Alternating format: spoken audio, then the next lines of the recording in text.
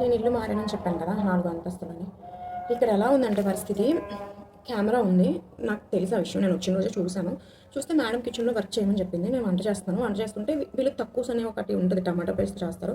అది చేయమంది. నేను కత్తెరలో నాకొకటి తెలుసు, కత్తెరలో టమాటో, పచ్చిమిర్చి మిక్సీ చేస్తారనమాట. ఇక్కడ ఎలా చేస్తారో నాకు తెలియక నన్ను తీసుకొచ్చిన ఆవిడకి నేను ఒక ఫోన్ చేశాను. ఆంటీ ఇది ఎలా చేస్తారు అని చెప్పేసి అంటే, మేడము కెమెరాలోంచి చూసి నాకు అడుగుతుందనమాట. నేనేంటి వాయిస్ ఎక్కడి నుంచి వస్తుంది అనుకుని ఇలా పైకి చూస్తే ఇంతకీ నాకు కెమెరాలోంచి వస్తుంది వాయిస్.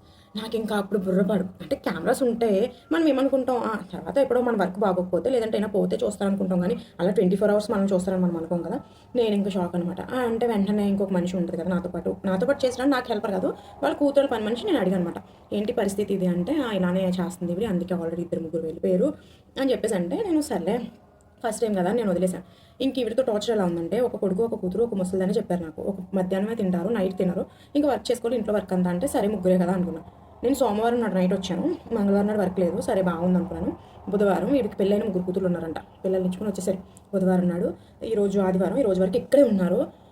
నిజంగా ఖాళీ అస్సలు ఉండట్లేదు. మార్నింగ్ 7:30 నుంచి నైట్ 12 వరకు పని ఉంటుంది.